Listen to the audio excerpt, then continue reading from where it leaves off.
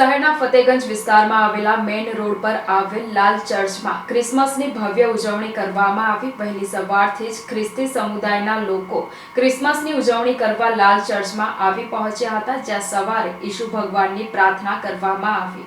આજે 25 ડિસેમ્બર ક્રિસમસને લઈ વડોદરા શહેરમાં આવેલી વિવિધ ચર્ચોમાં ક્રિસમસની ઉજવણી કરવામાં આવી હતી। ત્યારે શહેરના ફતેગંજ વિસ્તારમાં આવેલા મેઇન રોડ પર આવેલા લાલ ચર્ચમાં ક્રિસમસની ભવ્ય ઉજવણી કરવામાં આવી હતી। વહેલી સવારથી જ ખ્રિસ્તી સમુદાયના લોકો ક્રિસમસની ઉજવણી કરવા લાલ ચર્ચમાં આવી પહોંચ્યા હતા, જ્યાં સવારે ઈસુ ભગવાનની પ્રાર્થના કરવામાં આવી હતી। ત્યારબાદ ચર્ચમાં આવેલા લોકોએ એકબીજાને હાથ મિલાવીને મેરી ક્રિસમસ કહી અભિનંદન કર્યું। ઈસુ ખ્રિસ્તના વચનો અનુસાર પ્રેમ આપો અને પ્રેમ લો તેવા સંદેશ સાથે લોકોએ પ્રાર્થના કરી, તેમજ સુખ શાંતિ સમૃદ્ધિ પ્રાપ્ત થાય, તેમજ દેશને વિશ્વમાં સુખ શાંતિ રહે તેવી પણ અભ્યર્થના વ્યક્ત કરી હતી।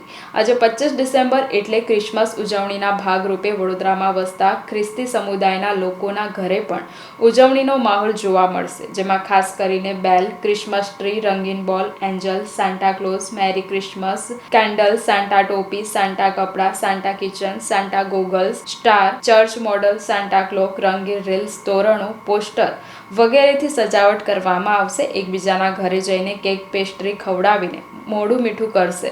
આવતીકાલે બોક્સિંગ ડે તેમજ 1 જાન્યુઆરી 2024 સુધી આ ઉજવણી ચાલુ રહેશે। નાતાલના દિવસો એ આનંદનો દિવસ છે અને વિશેષ સંદેશો સમગ્ર વિશ્વને આપવામાં આવ્યો છે કે ઈસુ ખ્રિસ્ત શાંતિના માટે જે જન્મ્યા છે એ જ શાંતિ વિશ્વની અંદર પ્રવર્તમાન થાય, એ જ અમારી પ્રાર્થના એ રહેશે। ખાસ પ્રાર્થના કરવામાં આવી કે ઈસુ જે જન્મ્યા છે, જે પ્રેમ એમણે પૃથ્વીની ઉપર દર્શાવ્યો છે, માનવજાતને દર્શાવ્યો છે, એ જે પ્રેમ લોકો એકબીજાના પ્રતિ દર્શાવે એ જ પ્રાર્થના કરવામાં આવી અને એ જ શિક્ષણ આપવામાં આવ્યું। સૌપ્રથમ તો નાતાલ અને નવા વર્ષની સર્વ મિત્રોને મારી પ્રેમી સલામ। નાતાલ એટલે પ્રભુ ઈસુનો જન્મદિવસ અને પ્રભુ ઈસુના જન્મદિવસે ખાસ એ હોય છે સંદેશો કે સર્વ લોકો પ્રેમ શાંતિનો સંદેશો। પ્રભુ ઈસુ જન્મ્યા એ પાપની માફી માટે જન્મ્યા, તો દરેક લોકોને આ પાપની માફી મળે, લોકો સમૃદ્ધ થાય। અને નાતાલ એટલે ખાલી ક્રિશ્ચનો નહીં પણ સર્વ લોકોનો કે સંપી હળી મળીને રહે એવો તહેવાર છે। આ બધા સાથે રહે, સુખી રહે, એ માટે અમારી આ હંમેશા પ્રાર્થના હોય છે ચર્ચમાં, અમારા ભજનો બી એની માટે હોય છે। અને નાતાલનો તહેવાર સર્વ લોકો માણીએ એવી મારી શુભકામના।